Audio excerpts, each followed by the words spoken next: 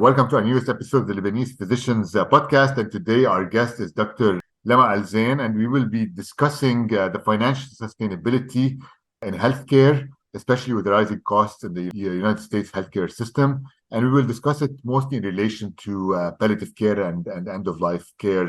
Dr. El Zein actually did her medical school at the American University of Beirut, followed by a family medicine residency at Columbia University Medical Center. And then actually she was involved more and more in administration, and she became Senior Medical Director for Population Health and Clinician Engagement at Emblem Health in New York City, where she was actually involved in population health management, crisis prevention, and financial sustainability of palliative care and home care programs.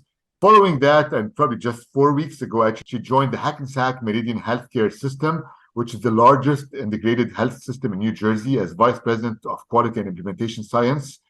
She drives quality across the continuum of care beyond the hospitals, implementing high-quality, well-researched interventions into the daily, busy clinical life. Welcome, Lama, to the podcast.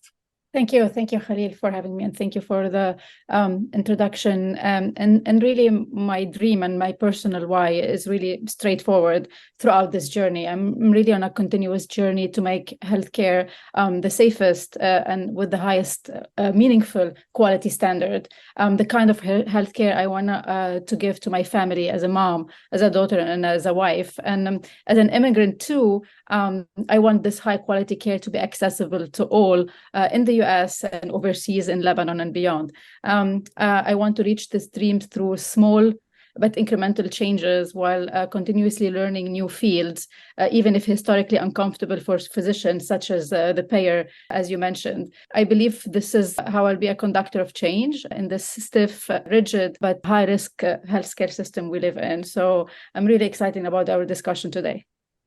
Yeah, and that brings me, actually, that's a good segue to, so what made you choose this pathway? Because a lot of doctors finish medical school, you do your family medicine residency, and then for the most part, you're a clinician, you might be involved in some administrative endeavors, but what made you choose this pathway? Actually, I became a physician. That was always my dream. I did family medicine because I wanted to know a bit about everything and try to help across the continuum and many type of patients. And I did palliative care because that I felt that was needing in my training, that geriatrics and palliative care part was much needed. And I went into academia for the first 4 years, teaching and doing quality improvement, teaching in residency medical school at Columbia University. And then I had another job after that due to a move in a physician group within an ACO. So we also doing clinical programs, building program totally new from scratch, but I was the clinician doing subacute rehab, home visits, and I had a home visit program that I built from scratch. I called it my baby for 2 years. Then for many reasons, including financial sustainability, we couldn't finish it. So I found that, at that point, that was a big reason why I needed to learn more and maybe do an executive MHA and learn as a physician how to sustain my program and, to reach more and more patients. So I did that. And this led me to go outside my comfort zone and understand the payer side, which was very important to be a physician leader and to do program on a bigger scale. I always knew that I would be on the delivery side. So the two sides that I want to learn were the payer side, which I did for the past 4 years. And then I came back now to Hackensack and hoping to kind of put all of this knowledge, theoretical and practical, together in a fully integrated health system. And maybe one day I'll work for government. I think that's an important part that many physicians feel sometimes uncomfortable, but not now. Exactly. And I think you're right. I mean, a lot of the medical school education that we get is mostly like medicine and not the payer side of medicine, which is increasingly becoming a big part of the medical system, whether it's in the US, I think, or in other countries. That's a very important thing to understand. And physicians need to get into this system. So as we talk about the payer side, can we discuss the cost of healthcare in the US? And how much is it as a percentage of the U.S. gross domestic product? U.S. Healthcare spending actually is growing and grew 2.7% just in 2021, reaching $4.3 trillion or about $12,900 per person. So as a share of the gross domestic product, the healthcare spending account in 2021 for about 18.3%. That's excluding research. And it's projected that in 2040, about $1 in every $3, which is about 33%, if we continue on this trend, will be spent on healthcare. And when I talk healthcare, I'm talking healthcare services. I'm not talking innovation and research, which a lot of the time we say we spend a lot of money on healthcare because we are innovative. We're talking just pure the services that we provide on every day. And if we look back to probably in 1970s, between comparing US and with comparable average countries from the OECD, we were about 6.5%. The average other country, developed country, were about 4.5%. So we're pretty similar, a little bit higher, but pretty similar in the 1970s. And the curve kept growing and we went apart.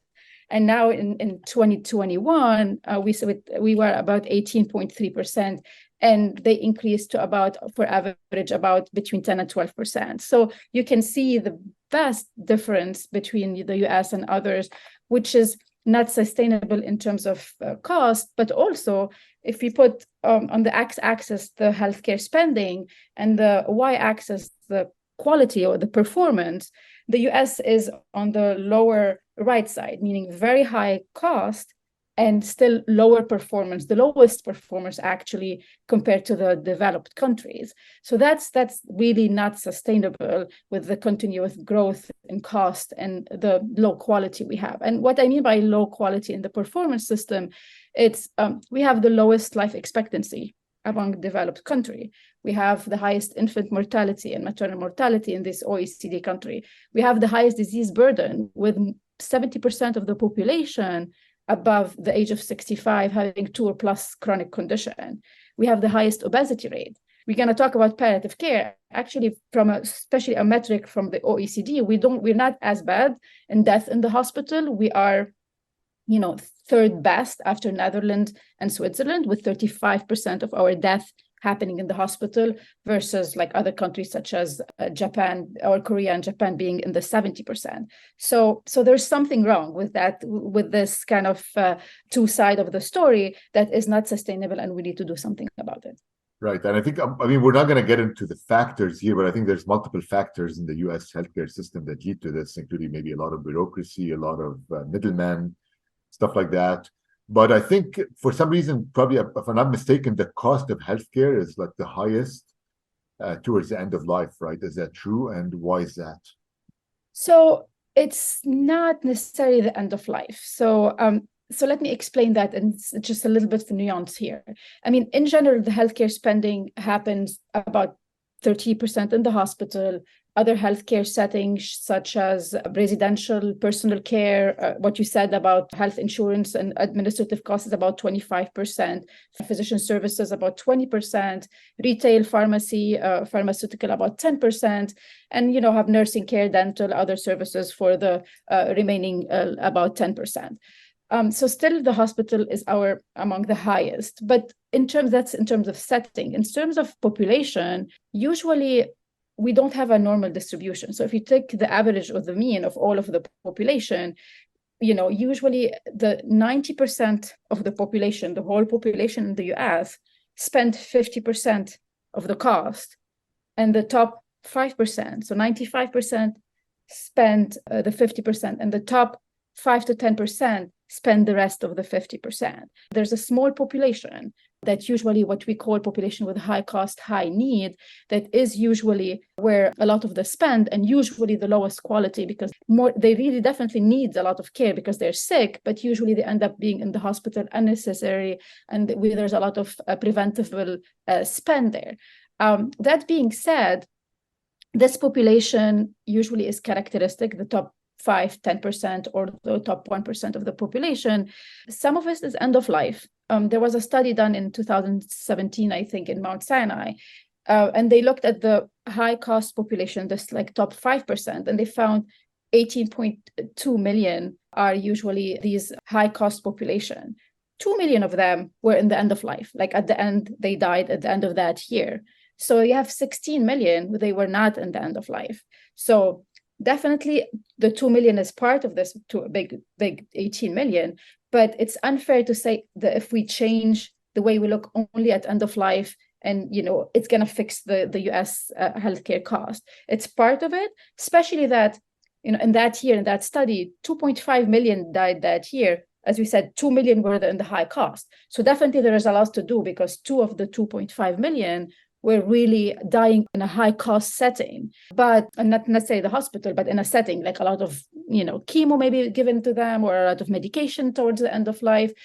But it's not the only problem. The other 16 million, and usually their characteristics are people with frailty, disability, people of 3 more conditions who are not necessarily at the end of life, but they have chronic comorbidities that they live with them for years, that we need to think about them differently and put resources for them a little bit differently, in terms of not wait for them to come to our clinic, but outreach to them proactively, have a care management for them, have home visits for them, a specific program, EMT program that visits them at home, longitudinal care. So these are the type of care that we need to take care of these population, and definitely paying us bigger attention to this population at end of life.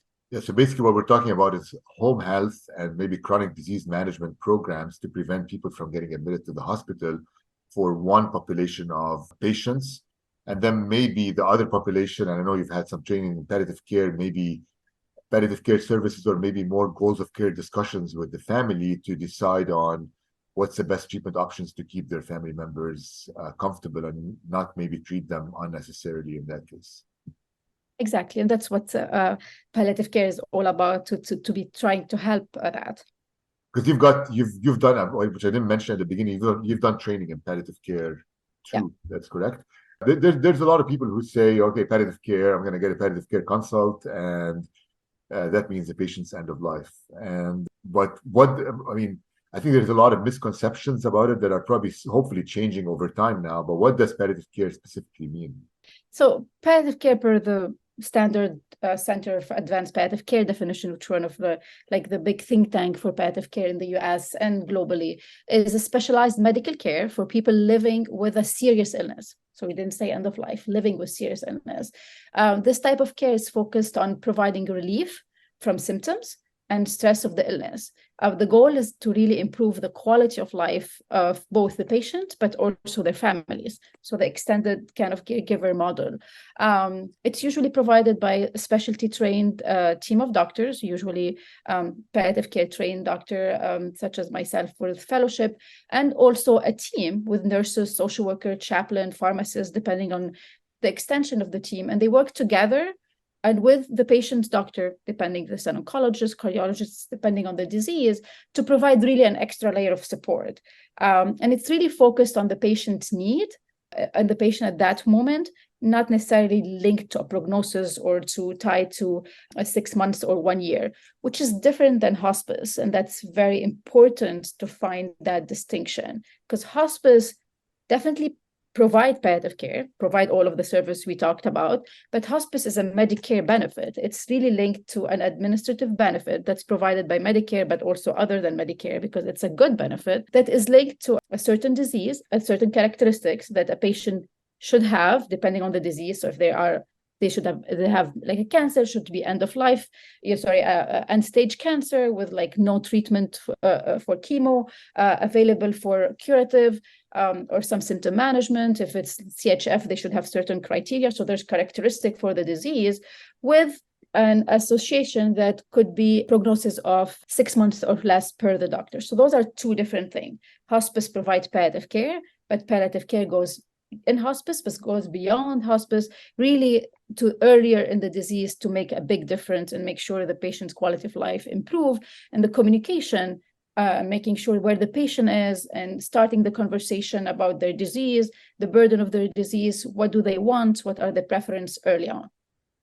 Right, because that's part of the main thing also for complex patients is communication with the family members and different teams not communicating at the same time, or miscommunication.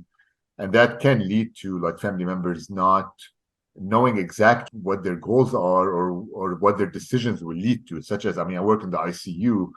You see a patient who's complex, they get sick, and you talk to family members, you're like, oh, let's proceed with the tracheostomy and PEG tube placement. and then send them to a long-term acute care hospital. And that's when the course starts going up and down, and it's probably not a good course. But had the family members known what's going to happen, they may have chosen a different route for their loved one. Right. And it's all depending on the patient is, right? So, or the family, where they are in their understanding. And palliative care, with the communication skills that the team usually have, plays an important critical role, that term, because if someone is so emotional, you cannot give them more like prognosis, and this is A equal B equal C, and this can happen in your disease progression or your treatment. They are in a totally different, they are in the emotion part, they are in the denial part. So that kind of, and this is why the team helped. It's not only the physician's understanding or the responsibility to do all of this. And this is why the importance of a team, where sometimes maybe the social worker will visit them for 2-3 days, because that's what they need at this point, or later on the chaplain, etc., or the physician, depending on the need. And how has palliative care evolved in the U.S. over time? And is it outpatient or inpatient or both? Mm-hmm. And then I'm going to ask you another complex question: is how is the payer mix for palliative care services? Are they well reimbursed? Do payers acknowledge these services? Yeah. So in terms of the U.S., palliative care is to provide palliation, right? And this was always the foundation of medicine, to make sure to relieve the suffering. But the movement actually started with the hospice care movement, often delivered by caregiver through religious institutions. So it started in the 60s with Dame Cicely Saunders, a British physician, in Great Britain, and she founded the first formal hospice in 1948. And the movement started trickling across the world. In 1990, the World Health Organization actually recognized palliative care as a distinct specialty dedicated to the relief of suffering and improving quality of life.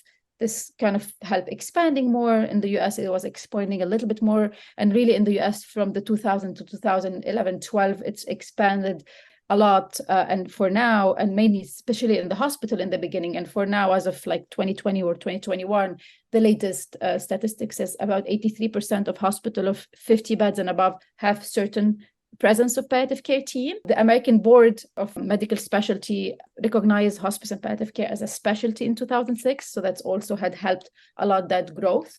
But really, what is it, outpatient or inpatient? So the growth in that period was inpatient. But I would say in the last 5 to 10 years, it grew beyond. So it grew to outpatient, to clinic. In the beginning, it was embedded clinic, like you would find palliative care specialists in an oncology center or in a heart failure, like a big heart failure center, heart failure clinic. And then it grows to standalone outpatient palliative care. Then it grew definitely to a big, talk about it from the payer perspective, a big population health approach for a lot of the payer, which is home palliative care. And then also you mentioned long-term care, LTAC, and then subacute rehab, where also it's a very growing field in that aspect, because as we know now in subacute rehab, the patient who live there are patients who are too sick to go home, but too good for the hospital.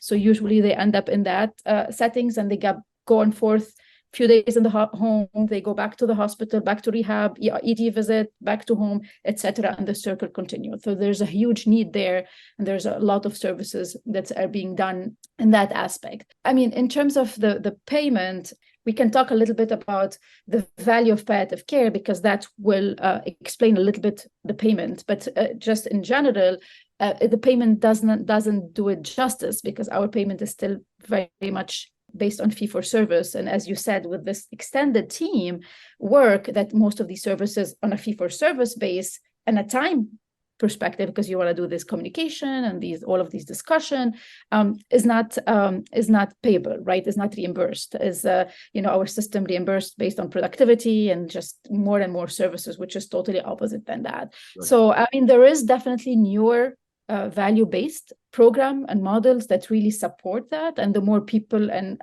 physician and health system take risk, the more palliative care makes sense to introduce that there. One thing I want to mention, which is a very dear topic to my heart in terms of palliative care, is primary palliative care. There will be never enough teams to take care of all of our aging population and the population who's going to have more and more cancer and chronic disease as we grow older. So really, and nor should it be, the solution really would be to have more doctors and teams who are primary specialist, either primary care, family physician, pulmonary, cardiology, oncologists who have what we call primary palliative care skills. Know how to do the discussions, know when to stop, give the patient their need at that point, do good, decent symptom management, and refer to those specialists when needed. So that's really a growing part that is really essential to make sure we have a sustainability for our aging population. Right, and that would be an important thing because you want to try to do these services before the patients end up in the intensive care unit or elsewhere. Because at the end of the day, I mean, the goal of healthcare is to keep people comfortable, and sometimes we do things that are not keeping people comfortable or just prolonging their life for no reason. So basically, have there been studies on how palliative care affects the cost of healthcare? Yeah, there's actually a lot of studies about that and about the benefits of palliative care and how it affects quality and cost. So I want to go back to like the basic definition of value. So if we take value is equal quality over cost, right? So quality in the numerator, cost in the denominator. So anything that increase quality and decrease cost will increase your value. So that program, whatever that is, will have a big value. So palliative care is one of those because in terms of the Q, the quality, the numerator, a lot of studies have shown that it causes less depression, less symptom burden, people feel more control. The benefit extend, as we said, to the family, to the caregiver around you. So better patient experience, greater satisfaction. It reduces readmission, reduces time in the ICU, it reduces discharge to home, and improve patient satisfaction. All of these, you live in the hospital and all of us live in healthcare, are quality metrics that we are responsible of. In CMS, in US News, in NCQA, all of these measures that we are responsible of against all regulatory bodies, including payers, are these quality metrics. So improvement of these quality metrics definitely improve value. And in terms of lower cost, also due to the decreased readmission, avoiding unnecessary hospitalization, treating at home, having the conversation early on, these are also led to decreased utilization and overutilization, which is a big part of the driver, as we just discussed, of cost. So this is where you see the great value of palliative care. And there's a very important study, actually, that is a landmark of palliative care study, was done in 2011 by Dr. Timel from Harvard, and was published in New England Journal of Medicine. It was specific for palliative care provided for patients with non-small cell lung cancer. And it has shown that there's a benefit in mortality. The patient who receive palliative care actually live longer because of all of the above. They live on average about 2.7 months longer. So there's also some type of mortality benefit for certain subpopulation that could be probably another, but not much studies was done in that. Right, and here's the importance of palliative care services that are early on provided to complex patients. But my question for you is: you look at we've discussed several things to decrease the cost of healthcare, including palliative care, which is increasing in the U.S. over time. We're discussing chronic disease management and home healthcare and ACOs and stuff like that, which are also affecting or are also taking effect because of a lot of the healthcare laws that came out. But you look at all of this, and the cost of healthcare is still continuing to go up. So what's going wrong, and how can we reverse this trend? It's not easy, but I think it's not impossible. Definitely, it's not easy. We have to understand the challenges and understand the population we're dealing with. So definitely moving away from fee-for-service and paying for real values.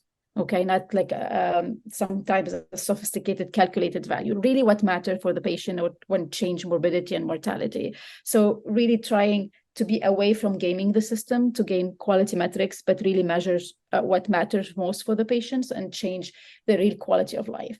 What is different now is we know in the last few years that the status quo cannot continue. We talked about the value. We have an aging population. The family unit is not family anymore. We don't have the caregiver. They're not the patient, as usually alone, and you are in the ICU, and their loneliness is a big issue. So we can depend on the caregiver, but also we cannot depend on the workforce. We have a severe work shortage in general in healthcare and specifically in the home. After COVID, people are asking for more home type of services.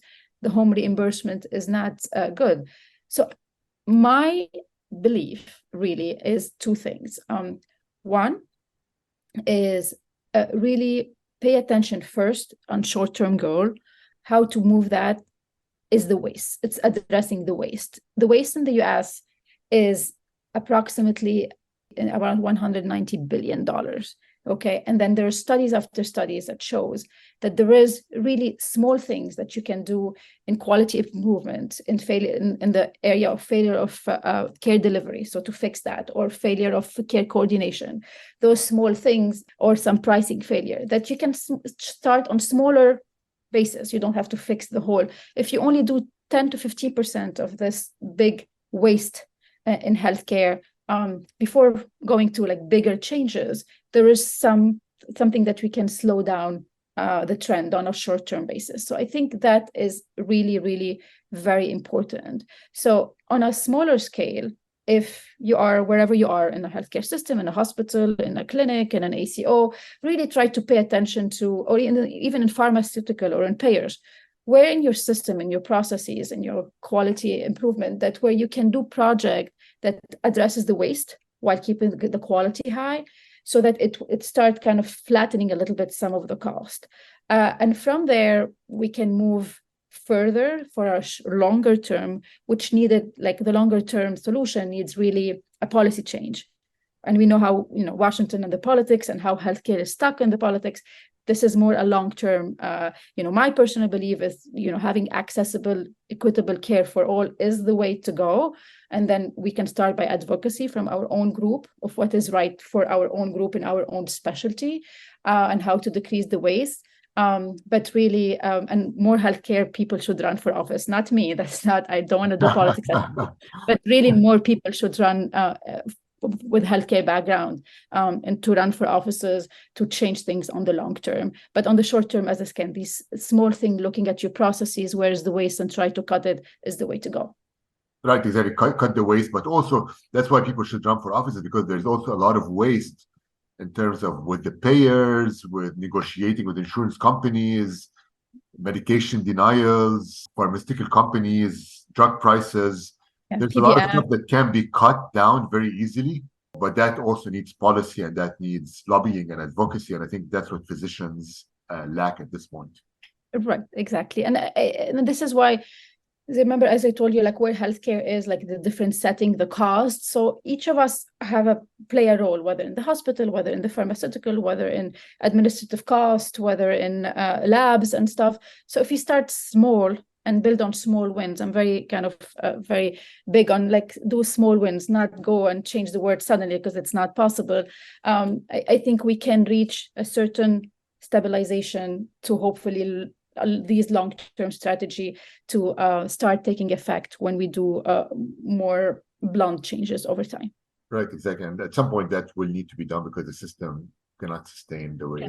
Exactly. So actually, healthcare spending may foreshadow defense spending very soon. I don't know. Yeah. So what does the future look like, you think? I think the future really is a move towards what matters for the patient. Try to have the language. I think language matters.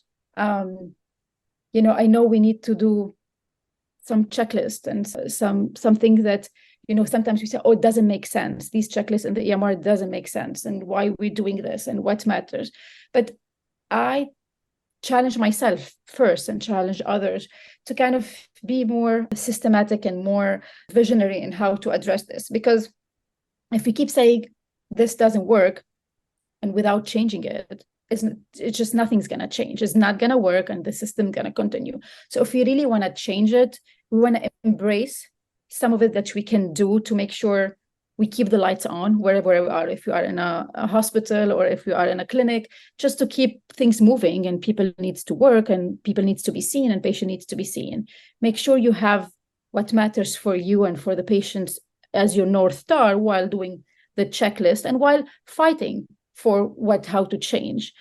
So proving on a smaller scale what works, show, and this is where a little bit of that knowledge of having the business side comes into perspective, because you need to kind of ensure that, when you present a program, you present how it affects the patient, which is very important, always should be your North Star, but also how it affects the system, how it affects the bottom line, because at the end of the day, the hospital needs to pay money or the clinic needs to pay money to make sure it sustains itself as a business where people live on salary from it and on wages from it. So I think that's really what really needs to change, keeping always patient first, but in your mind, just make sure whatever you're doing as a program, how you make sure, how is it financially sustainable, who are your stakeholder, how you make sure it continues, how you make sure you pivot if it's not working, and not being just attached to something just for the sake of it.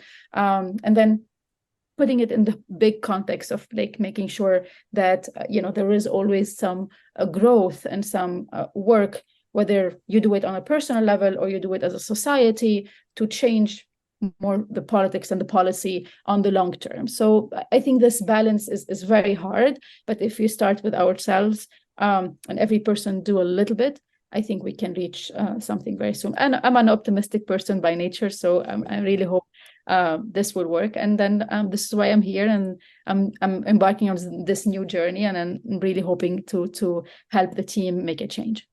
Yeah, you beat me to that. I was going to ask you if you're optimistic or pessimistic, but you are optimistic about the future of healthcare, and hopefully you will start small steps at your new health system and make some big changes over there that hopefully will reflect on other health systems in the future. Yeah, and we have to all learn from each other. I think that's very, very essential. We should not work in silos at all. We should be open to working with other health systems, but other fields. Don't be scared of outreaching the payers. There's good and bad people in every sector, right. Government and stuff. Just try to get the good in everyone, and try to align incentive where people are in time, what's their culture, what they stand for, what you stand for, and try to align them. Try to see where's the incentive in the system to make sure there's a financial sustainability for whatever you're doing. That's what's gonna, I think, change the needle a little bit. Right, I agree. I think just getting people together from the different sectors of healthcare, because there's always a tendency to blame others for what's happening. But once you talk to other people, you can fix it together in that case. So thank you, Lama, for being on the podcast, and thank you for all the work you do in improving the quality of healthcare, and also at the same time trying to cut healthcare costs that are not sustainable anymore.